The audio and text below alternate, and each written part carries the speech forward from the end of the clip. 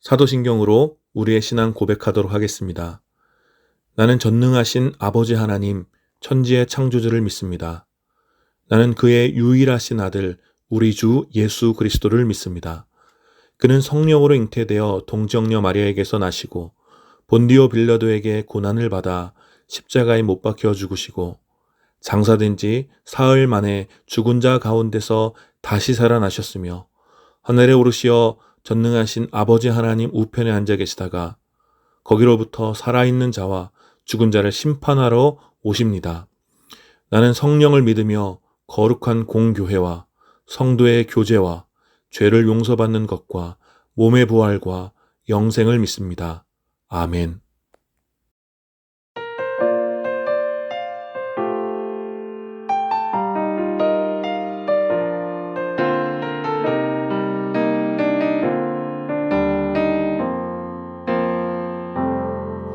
날이 저물어 갈 때 빈들에서 걸을 때 그때가 하나님의 때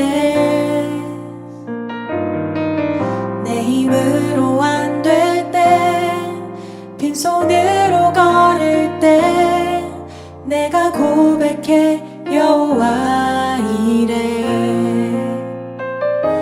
주가 일하시네 주가 일하시네 주께 아끼지 않는 자에게 주가 일하시네 주가 일하시네 신뢰하며 걷는 자에게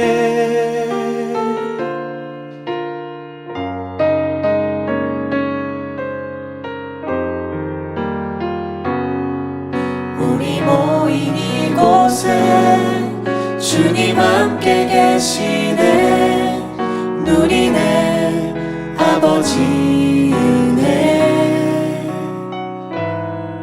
적은 떡과 물고기 내 모든 걸 드릴 때 모두 고백해 여호와 이래 주가 일하시네 주가 일하시네 주께 아끼지 않는 자에게 주가 일하시네 주가 일하시네 신뢰하며 걷는 자에게 주가 일하시네 주가 일하시네 주께 아끼지 않는 자에게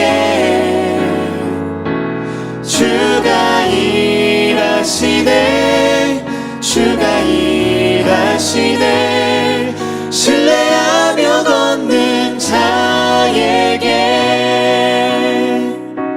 주가 일하시네 주가 일하시네 주께 아끼지 않는 자에게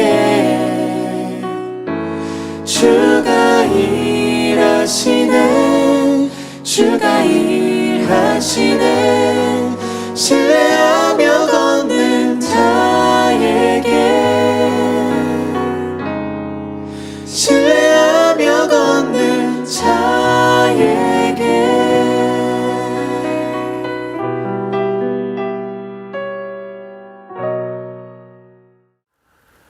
오늘도 함께 드린 예배를 위해서 잠시 기도하겠습니다. 거룩하신 하나님 은혜를 감사합니다. 오늘도 주님께서 기뻐하시는 날, 또 저희가 시간을 정해 주님 앞에 나와 예배드립니다. 주님, 이 시간 우리의 예배를 주님 기쁘게 받아주시고 예배 가운데 주님 임재하여 주시어서 예배 가운데 드려지는 우리의 모든 신앙의 고백과 또 찬양의 고백과 또 적은 예물로 드려지는 모든 삶의 고백을 주님 온전히 받아주시옵소서. 이 예배가 온전히 주님께만 영광되기 원합니다. 거룩하신 우리 주 예수 그리스도의 이름으로 기도드립니다. 아멘. 오늘 함께 나눌 하나님 말씀은 골로새서 1장 9절부터 12절까지 말씀입니다. 골로새서 1장 9절부터 12절까지 말씀 제가 봉독하겠습니다. 그러므로 우리가 여러분의 소식을 들은 그 날부터 우리도 여러분을 위하여 쉬지 않고 기도합니다. 우리는 하나님께서 여러분에게 모든 신령한 지혜와 총명으로 하나님의 뜻을 아는 지식을 채워주시기를 빕니다. 여러분이 주님께 합당하게 살아감으로써 모든 일에서 그분을 기쁘게 해드리고 모든 선한 일에서 열매를 맺고 하나님을 점점 더 알고 하나님의 영광의 권능에서 오는 모든 능력으로 강하게 되어서 기쁨으로 끝까지 참고 견디기를 바랍니다. 그리하여 성도들이 받을 상속의 몫을 차지할 자격을 여러분에게 주신 아버지께 여러분이 빛 속에서 감사를 드리게 되기를 우리는 바랍니다. 아멘. 오늘 이 본문을 중심으로 성도를 위한 기도라는 제목으로 여러분들과 함께 은혜를 나누기 원합니다. 제가 공동체를 섬기면서 가장 경계하는 것 중 하나는 아무런 의식 없이 습관적으로 하는 예전과 습관적인 고백들입니다. 진실함과 메시지가 담겨져 있지 않은 어떤 예전과 고백은 도리어 신앙의 성숙함을 방해하고 또 자신이 무엇을 믿고 누구와 사귐을 갖고 있는지에 대한 선명성을 잃게 만들곤 합니다. 그래서 어떤 경우 습관적인 예전이 주님을 향한 진실한 태도를 대신하기도 하고 또 어떤 경우 이 습관적인 고백이 주님과 공동체를 향한 진실한 사귐을 그런 사귐의 감정을 대신하기도 합니다. 그래서 이러한 상황이 계속되면 습관적인 예전과 또 습관적인 고백이 자신의 신앙인 것처럼 착각하게 되고 하나님과의 사귐에 대한 감수성이 이제 점점 떨어지면서 위선적인 가면을 쓰고 공동체를 섬기게 됩니다. 그래서 습관적인 예전과 고백이 많아질수록 스스로 느끼는 영적 포만감은 이렇게 커져갈 수 있지만 하나님과 또 공동체 안에서 자신의 존재에 대한 진지한 확신은 점점 빈약해지게 되는 것이죠. 그러니 이 습관적인 예전과 또 습관적인 고백들은 사실상 어떤 진실한 신앙을 방해하는 위험한 함정과도 같습니다. 그리고 그러한 습관적인 고백 중 하나가 기도하겠습니다 라고 서로 이야기하는 그런 말들 같습니다. 사실 기도할게요, 제가 당신을 위해서 기도하겠습니다 라는 말은 이 공동체 안에서, 믿음의 공동체 안에서 가장 흔한 말 중 하나입니다. 공동체 안에서 서로의 기도의 제목을 나누고 또 서로를 위해서 기도하는 것은 당연히 매우 아름다운 모습이죠. 주님의 뜻에 따라 믿음의 공동체는 서로의 짐을 나눠지고 또 고달픈 삶을 위로하면서 격려하기 위하여 서로를 위해서 기도합니다. 이것은 분명 부인할 수 없는 교회의 아름다운 전통 중 하나입니다. 그러나 혹시 여러분들도 그렇게 느꼈던 적이 있는지 모르겠지만 저는 종종 이게 당신을 위해서 기도해 주겠다라는 이 말이 매우 공허하고 가식적으로 느껴질 때가 있습니다. 이 진실한 기도는 분명 서로를 위로하고 격려해주는 힘이 있지만 때때로 그러한 말들 속에 이 기도 자체는 사라지게 되고 기도해 주겠다라는 말만 습관적인 고백처럼 되풀이되는 경우가 굉장히 많아서 공동체의 사귐 자체가 굉장히 형식적으로 변질되기도 합니다. 또 어떤 경우 굉장히 이제 말하기 어려운 그런 고민을 나눴는데 진실한 기도나 위로 없이 그저 기도하겠습니다, 힘내세요 라는 말만 앵무새처럼 내뱉는 그런 경우들도 있죠. 그래서 그런지 제가 교제했던 어떤 청년들은 공동체에서 제일 듣기 싫은 말이 기도해주겠다라는 말이라고 하기도 했던 그런 기억이 있습니다.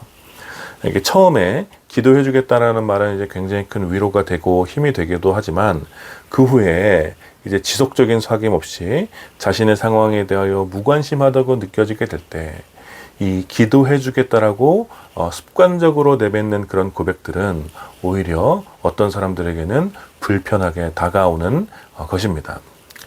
그래서 저 역시 제가 이런 사람들과 크게 다르진 않지만 그래도 늘 이 부분을 깨어서 경계하려고 합니다. 혹시라도 제가 기도해 주겠다라고 하고 기도하지 않을까봐 또 습관적으로 기도해 준다고 말하고 그 형제 자매의 삶에 대하여 아무런 관심도 없는 그런 비인격적인 기도를 하게 될까봐 스스로를 경계하는 것이죠. 또 다른 한편으로는 이 습관적으로 기도해 주겠다라는 고백은 지체들의 어떤 이 기도 제목을 나누는 지체들의 기도 제목이나 혹은 삶의 목적이 잘못되었을 경우 오히려 그 지체를 잘못된 길로 인도하는 그들의 삶을 합리화시켜주는 기도가 되기도 합니다. 신자들은 이 공동체의 모임에서 다양한 기도 제목을 나누고 그 기도 제목을 위해서 서로 기도해 주는 것을 마치 습관처럼 굉장히 자연스럽고 당연하게 여기죠. 그래서 종종 이 세속의 탐욕을 채우기 위한 이기적인 갈망을 위해서도 서로 기도해 주겠다고 말하기도 하는 것이죠. 불법과 편법을 통해서 돈을 많이 벌게 되도록, 또 노력한 것 이상의 성과를 얻을 수 있도록, 또 누군가를 위해서 저주에 가까운 마음을 내어놓고 기도 제목을 나누고 또 그것을 위해서 습관적으로 기도해 준다고 당연히 기도해 줘야 될 것처럼 말을 한다라는 거예요. 그러니 믿음의 공동체 안에서 이 기도해 주겠다라는 습관적인 고백이 우리의 기도 생활과 또 하나님과 공동체 안에서 어떤 영적인 감수성을 얼마나 훼손하고 있는지 우리는 돌아봐야 합니다. 그러나 그렇다고 해서 우리가 공동체의 형제 자매들을 위해서 기도하지 않을 수는 없지 않겠습니까? 당연히 서로를 위해서 기도해주는 이 아름다운 미덕을 지켜야 되겠죠. 그래서 도리어 우리는 습관적인 어떤 그런 기도의 모습들은 잘라내고 습관적으로 내뱉는 그런 기도의 모습들은 좀 잘라내고 서로를 위한 진실한 기도의 모습을 회복해야 하는 것입니다. 형제 자매를 위한 우리의 기도가 하나님과 또 지체들 앞에서 진실한 고백이 담긴 기도가 될 수 있도록 그들의 삶이 세속적인 야망에서 벗어나 영원한 소망을 품을 수 있도록 끝까지 믿음을 지켜 주님의 나라에 다다를 수 있도록 우리가 함께 서로를 위해서 기도해야 되지 않겠습니까? 그래서 오늘 우리가 함께 나눌 말씀의 주제는 이 성도들을 위한 온전한 기도에 대한 것입니다. 서로를 위해 기도해 주겠다는 말이 습관적인 고백이 아닌 진실한 사귐이 되고 세속적인 탐욕을 담아내는 그런 기도의 제목 대신 영원한 하나님의 나라를 소망하게 만드는 그런 온전한 성도의 기도를 오늘 우리가 함께 살펴보려고 합니다. 우리는 지난주부터 골로새서 말씀을 나누고 있지요. 바울은 골로새 신자들에게 편지를 보내면서 골로새 교회가 가진 믿음과 소망에 대하여 감사를 전합니다. 골로새 교회가 가진 그리스도에 대한 믿음과 또 모든 성도들에 대한 사랑은 복음 안에서 하늘에 쌓아둔 소망에 근거하고 있음을 우리는 지난 시간에 살펴봤습니다. 개인적인 야망이나 또 종교적인 어떤 열심의 근거를 둔 그런 믿음과 사랑은 그런 어떤 빈약한 토대 위에 세워졌기 때문에 쉽게 변질되거나 또 중간에 이렇게 사라지기 쉽지만 말씀을 통해 얻게 된 영원한 소망의 근거를 둔 믿음과 사랑은 순전하여서 쉽게 사라지지 않는 것입니다. 그러니 골로새 교회가 복음을 들을 때 하늘에 쌓아둔 소망을 얻게 되고 그 안에서 믿음과 사랑이 깊어지는 것은 매우 감사한 일이었습니다. 이 바울의 제자였던 에바브라, 이 에바브라가 골로새 교회를 세웠는데, 에바브라는 이러한 복음의 소망, 그리고 그 안에 자라나는 믿음과 이 소망을 골로새 교회에 전했고, 골로새 교회는 이를 토대로 계속해서 건강하게 성장할 수 있었던 것입니다. 그래서 바울과 에바브라는 그렇게 성장하고 있었던 골로새 교회 성도들을 위하여 쉬지 않고 기도하고 있다라고 말합니다. 오늘 함께 읽은 9절 말씀입니다. 그러므로 우리가 여러분의 소식을 들은 날부터 우리도 여러분을 위하여 쉬지 않고 기도합니다. 이 골로새 교회의 성도들을 위하여 기도해 주겠다라는 이 바울의 고백은 습관적인 고백은 전혀 아니었습니다.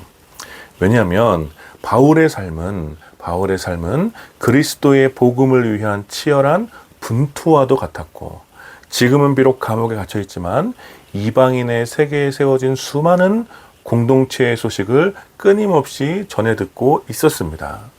따라서 지금 이 감옥 안에서 교회의 성도들을 향한 바울의 기도는 굉장히 치열했고 진실했으며, 교회와 신자들을 향한 바울의 강력한 열망이, 이 분투와도 같았던 강력한 열망이 그 기도 속에 담겨져 있었던 것입니다. 무엇보다 바울이 살았던 그 시대는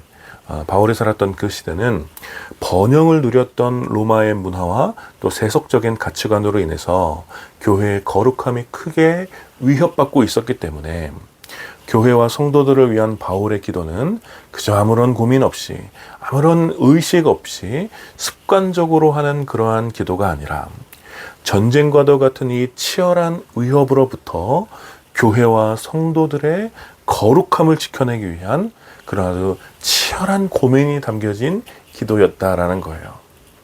따라서 오늘 말씀에서 골로새 교회와 성도들을 향한 바울의 기도에는 타성에 젖은 습관적인 언어의 나열이 아닌 교회와 성도를 향한 그리스도의 영원한 소망이 담긴 진실한 고백이라고 할 수 있습니다. 그래서 9절부터 12절까지 이어지는 기도는 단순하지만 아주 중요한 또 아주 치열한 기도의 내용이 담겨져 있는 거예요. 우리는 이 9절부터 12절까지의 말씀을 이렇게 나누어서 살펴보면 좋을 것 같습니다. 9절에는 성도들에게 주어지는 힘의 원천에 대해서, 또 10절에는 그 힘의 원천으로 살아내야 할 삶의 모습에 대해서, 또 11절에는 그러한 삶의 모습을 끝까지 견뎌내야 함에 대해서, 또 12절에는 그 결과 얻게 될 소망의 영원한 어떤 상급을 기도하고 있다라는 거예요. 그래서 이렇게 좀 나누어서 짧은 시간이지만 한 부분씩 살펴보려고 합니다. 먼저 9절입니다.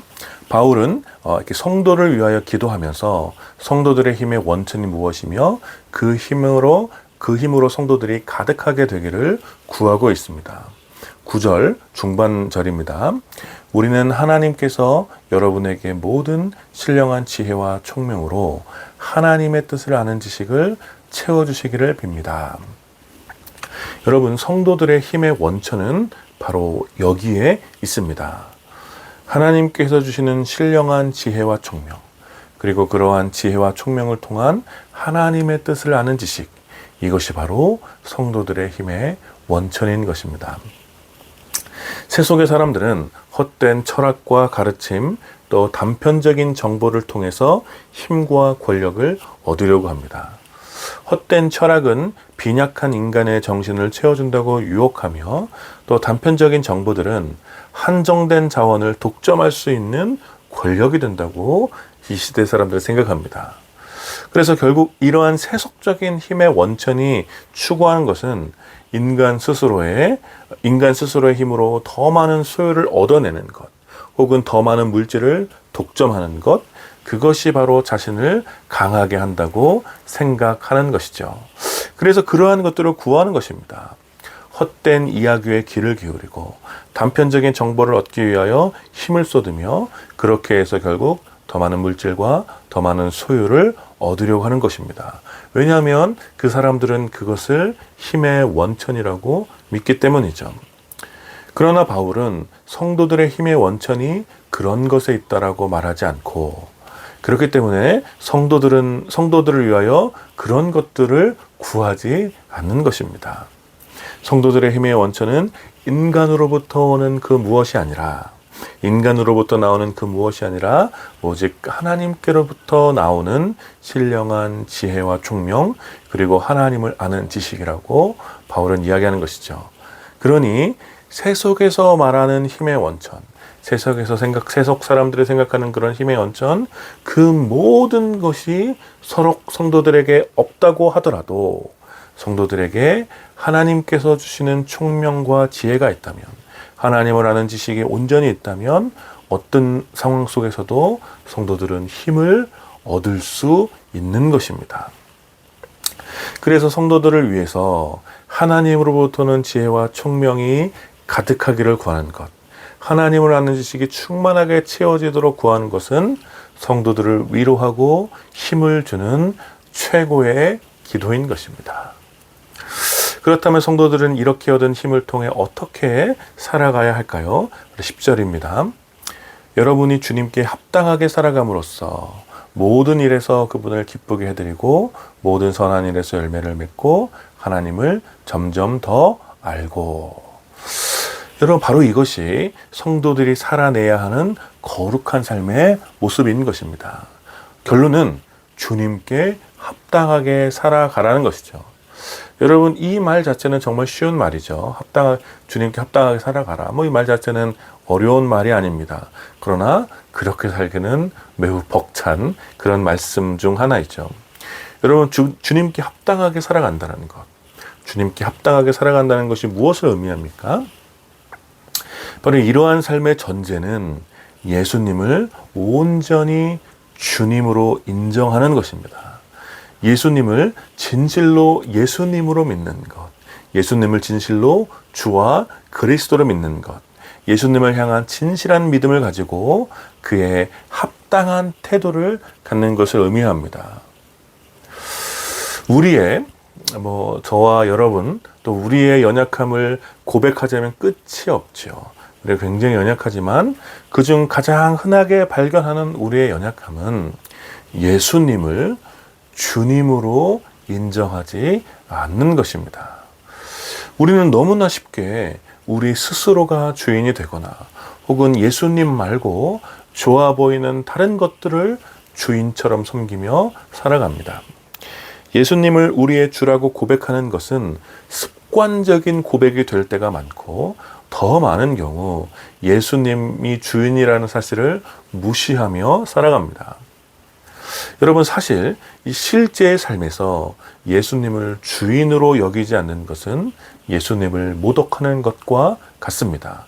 왜냐하면 마치 예수님을 주님으로 인정하지 못했기 때문에, 예수님을 주님으로 또 그리스도로 인정하지 않았기 때문에 예수님에게 수치를 주고 십자가에 못 박은 유대인처럼 우리가 예수님을 믿지만 주인으로 여기지 않고 우리 삶과 별로 상관이 없는 먼 은하계에 존재하는 신화적인 존재로만 여긴다면 사실상 그것은 예수님을 모독하는 유대인과 같은 행동입니다. 그래서 예수님께 합당하게 살아간다는 것, 예수님께 합당하게 살아간다는 것은 기본적으로 예수님을 진실하게 우리 삶의 주인으로 인정하며 살아가는 것입니다. 그렇게 예수님을 우리의 진실한 주인이라고 고백한다면 우리 삶의 목적은 매우 분명해지지요. 그것은 바로 주인을 기쁘게 해드리고 주인의 뜻에 순종하여 주인을 위한 열매를 맺고 주인과 더 깊은 사귐을 갖게 되는 것입니다. 예수님을 주인으로 믿는 성도들에게 이러한 삶의 모습보다 더 영광스러운 삶은 없는 것입니다. 세속의 사람들은 자신의 기쁨을 위해서 또 자신의 뜻을 이루기 위한 야망으로 가득 차 있고, 이 야망을 이루기 위해서 어떤 신에게라도 기도하며 자신의 소원을 성취하고자 하지만 성도들은 자신의 기쁨과 뜻이 아니라 우리의 주인이신 예수님의 뜻에 합당하게 살며 예수님의 기쁨이 되는 삶을 갈구하는 것입니다. 왜냐하면 그것이 성도들에게 가장 완전한 삶의 모습이기 때문에 그렇습니다. 여러분, 주인의 집에 살면서 스스로 주인이 되고자 하는 것은 반역이며 그것만큼 종의 삶을 비참하게 만드는 어리석은 행동은 없습니다. 성도들은 선하신 주님의 자비 아래 그 주님의 집에 거하며 주님이 주시는 풍성한 은혜를 누리고 주님을 위해서 살아가는 것이 가장 큰 복이며 그것이 지혜로운 삶이라는 것을 압니다. 왜냐하면 성도들은 하나님으로부터 오는 신령한 지혜와 총명이 있기 때문에 모든 역사 가운데 선명하게 흐르는 기쁨의 원천, 바로 성도들의 최고의 삶이 무엇인지 분별할 수 있는 것입니다. 그래서 성도들을 위한 최고의 기도는 성도들이 스스로 주인이 되어 살아가도록 어리석은 삶을 부추기는 그런 기도가 아니라 선하신 주님 예수 그리스도의 뜻에 기쁨으로 순종하여 살아가도록 하는 기도인 것입니다. 그러나 이러한 삶에 당연히 위기가 있고 수많은 유혹이 뒤따릅니다. 차고 넘치는 곡간을 맡은 종은 종종 주인의 것을 빼앗아 나만의 소유를 따로 챙기고 싶은 유혹을 받게 됩니다.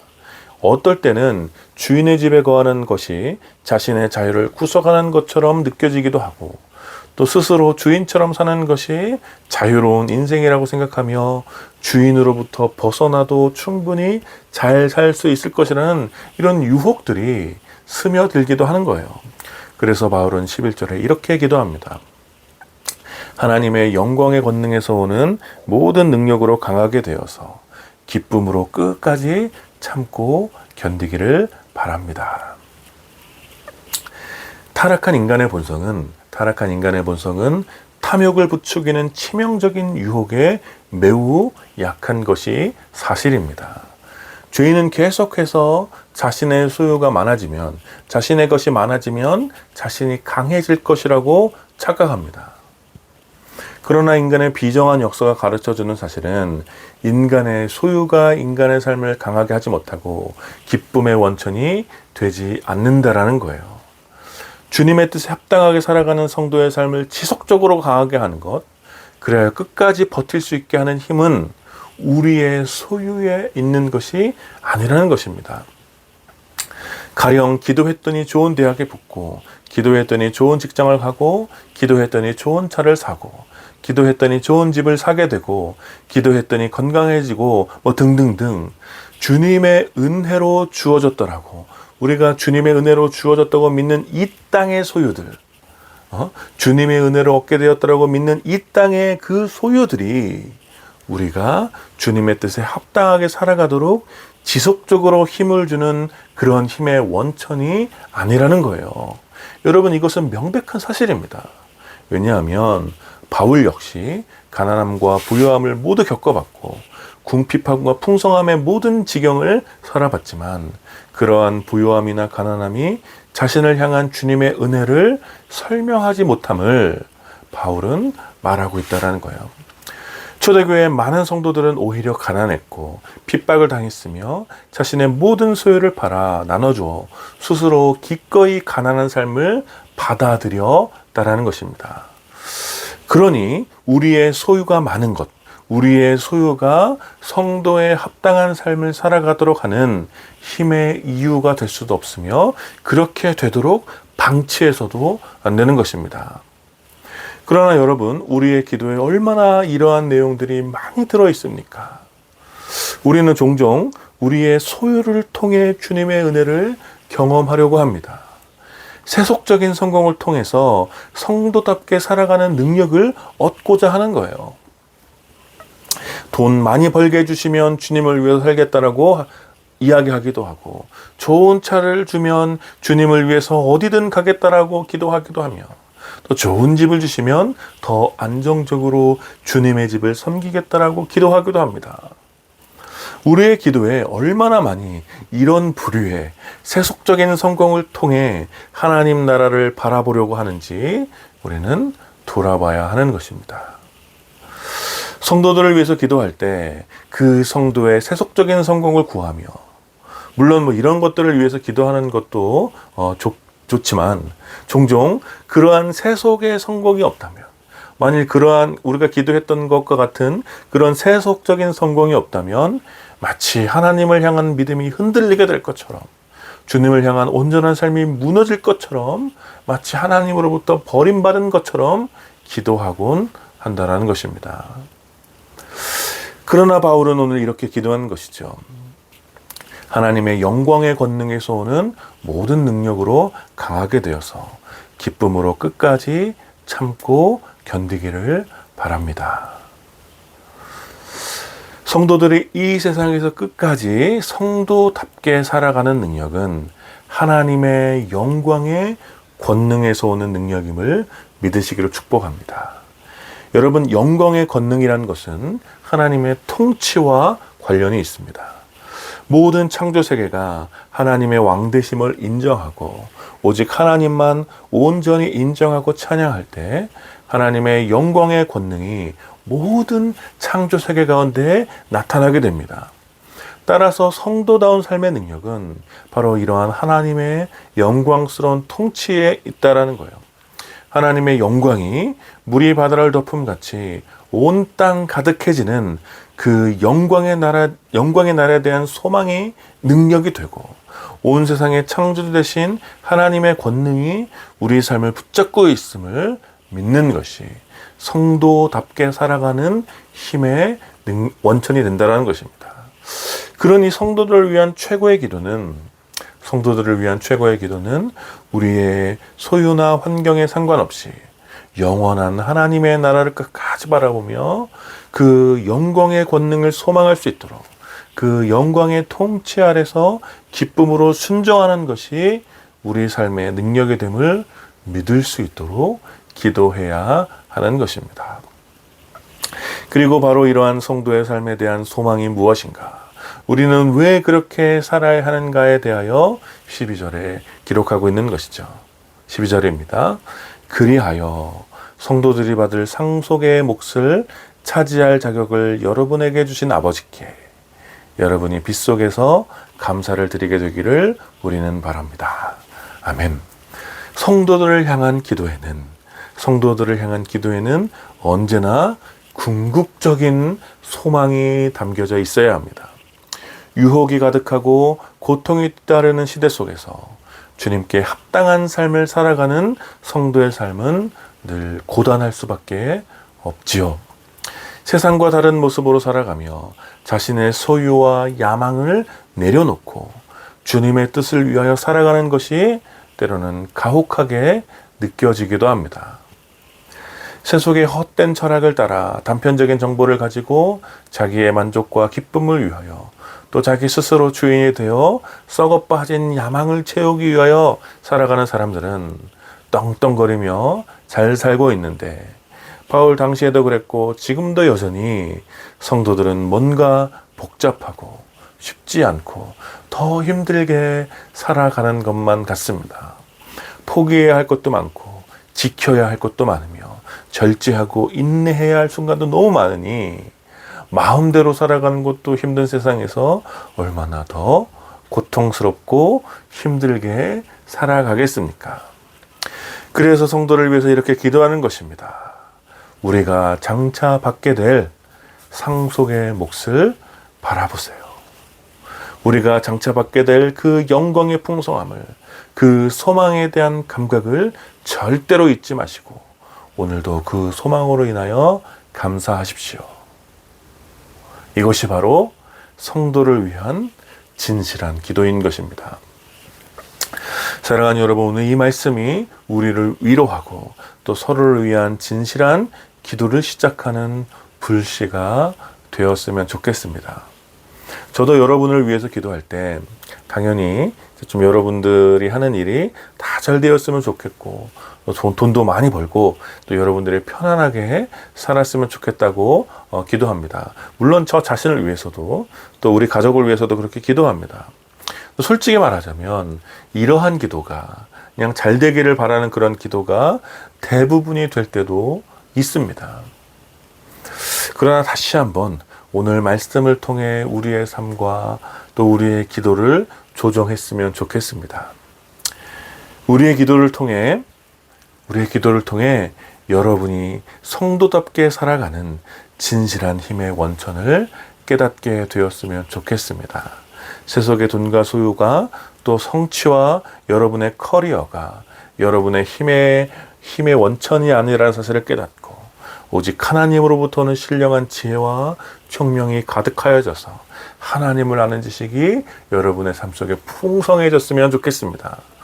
그래서 여러분의 존재와 또 여러분의 삶의 문제와 세상을 바라보며 해석하는 방식이 바뀌게 되고 진실로 우리의 삶의 가치와 목적을 날마다 깨닫게 되는 그런 기쁨을 여러분들이 향유했으면 좋겠습니다. 그래야 여러분의 삶이 주님께 합당한 삶이 되어가고 자신의 만족을 위해서 살아가는 삶이 아니라 주님의 기쁨이 되는 그런 삶이 되었으면 좋겠습니다.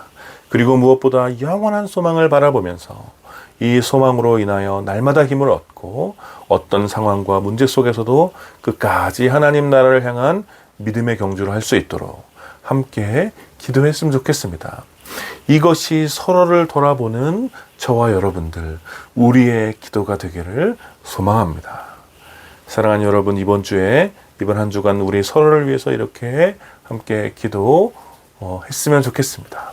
우리가 서로의 상황을 희미하게 알고는 있지만 그 모든 상황을 넘어서 우리가 마치 이 땅의 포로처럼 살아가지 않도록 영원한 하나님 나라를 소망하며 주님 대신 예수님의 종으로 제자로 친구로 살아가고 있음을 우리가 좀 기억하면서 이러한 진실에 합당한 삶을 살아갈 수 있도록 서로를 위해서 기도해 주면 좋겠습니다.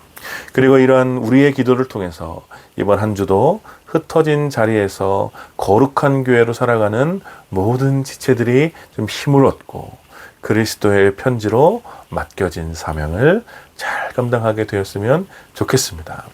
사랑하는 여러분, 우리 함께 우리 서로를 위해서, 성도를 위해서 함께 기도합시다. 탐욕과 욕망을 넘어 습관적으로 하는 그런 기도가 아니라 진실한 고백과 주님의 마음을 담은 그런 치열한 기도가 여러분의 기도 속에 담겨지게 되기를 마음을 다해 축원합니다. 아멘. 우리 함께 기도합시다. 우리 서로를 위해서 함께 기도했으면 좋겠습니다. 우리의 믿음의 지체들이 하나님으로부터 오는 지혜와 총명으로 힘을 얻고 주님께 합당한 삶을 살아갈 수 있도록 끝까지 이 제자다운 삶을 살아갈 수 있도록 영원한 소망을 바라보며 힘을 낼 수 있도록 우리 서로를 위해서 이 시간 좀 마음을 다해서 기도해 주시고 또 우리 가운데 성도를 향한 진실한 기도가 회복될 수 있도록 습관처럼 반복되는 무의미한 기도가 이제 우리의 삶 속에서 제거될 수 있도록 오늘 말씀을 기억하시면서 함께 기도합시다. 같이 기도하겠습니다. 거룩하신 하나님 은혜를 감사합니다. 이 시간 주님의 말씀을 함께 나누며 성도를 향한 기도가 어떠해야 되는지 좀 나누었습니다. 하나님, 우리가 습관처럼 하는 기도가 우리의 삶 속에서 제거되게 하여 주시고 또 성도들을 위해서 우리가 기도할 때 그들의 힘의 원천이 어디로부터 무엇으로부터 오는지 또 우리가 그리스도께 합당하게 어떻게 살아가야 하는지 우리가 끝까지 어떤 힘을 가지고 버틸지 또 우리의 영원한 소망이 무엇인지 우리가 날마다 구하며 서로를 위해서 기도할 수 있도록 아버지 인도하여 주시옵소서. 하나님, 사랑하는 우리의 지체들이 세속의 힘의 원천을 붙잡고 살아가지 않도록 아버지 인도하여 주시고 세속의 삶의 방식대로 살아가지 않도록 주님 붙잡아 주시고 오직 주님으로부터는 지식과 총명으로 가득하여져서 하나님을 아는 지식으로 풍성해지고 그리스도 주님 합당하게 주님의 기쁨이 되는 그런 삶을 살아갈 수 있도록 끝까지 이 소망을 붙잡고 살아갈 수 있는 우리 모든 교우들이 될 수 있도록 주님께서 은혜를 베풀어 주시옵소서. 거룩하신 하나님, 은혜를 감사합니다. 오늘도 주의 말씀을 함께 나누며 우리 가운데 남아있는 습관적인 기도와 또 무의미한 고백들 우리 삶 속에 제거하여 주시고 오늘 말씀처럼 우리가 또 또 성도들을 위해서 진실한 마음으로 기도할 수 있는 그런 동역자들이 될 수 있도록, 그런 믿음의 공동체가 될 수 있도록 주님 우리와 함께하여 주시옵소서. 주님, 우리의 힘의 원천이 무엇으로부터 오는지 우리가 늘 알게 하여 주시고, 우리가 어떻게 주님께 합당한 삶을 살아가야 하는지, 우리의 영원한 소망이 어디에 있는지 우리가 날마다 서로를 위해서 구하고 서로의 삶 속에서 이러한 믿음이 또 삶으로 실현될 수 있도록 주님, 우리의 기도 가운데 주님 역사하여 주시옵소서. 감사드리며 우리 주 예수 그리스도의 이름으로 기도드립니다. 아멘. 지금은 우리 주 예수 그리스도의 은혜와 성부 하나님의 다함이 없는 사랑과 성령 하나님의 위로하심과 교통하심이 서로를 위하여 진실하게 기도하기를 다짐하며 힘쓰기를 고백하는 모든 주님의 백성들과 오늘도 이 예배에 참여하는 사랑하는 주님의 자녀들 가운데 이제로부터 영원까지 함께 있기를 축원하옵나이다. 아멘.